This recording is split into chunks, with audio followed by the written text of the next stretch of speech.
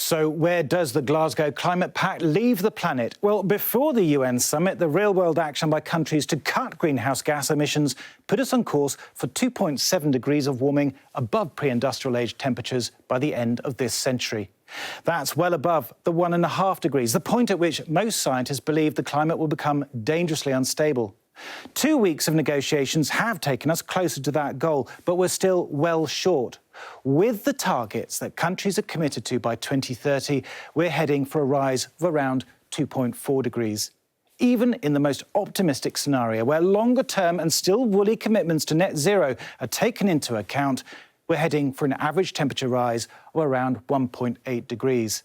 Those small differences really matter. Let's compare the world at 1.5 and 2 Celsius, a gap of just half a degree. Well, the number of people around the world facing at least one severe heatwave every 5 years would rise from 420 million to 1.7 billion. Lack of rain would increase the population facing severe drought from 133 million to 195 million. Rising sea levels would increase people affected by coastal flooding from 60 million a year to 72 million a year by 2095.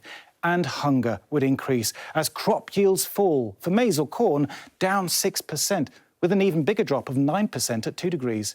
And it's not just humans affected. The proportion of insects that lose most of the area they rely to live in would rise from 6% to 18%.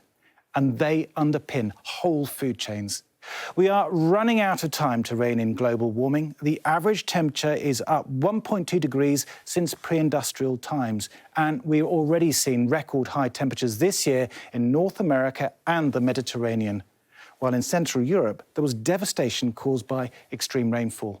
As the UN Secretary-General has said, climate change is moving faster than we are.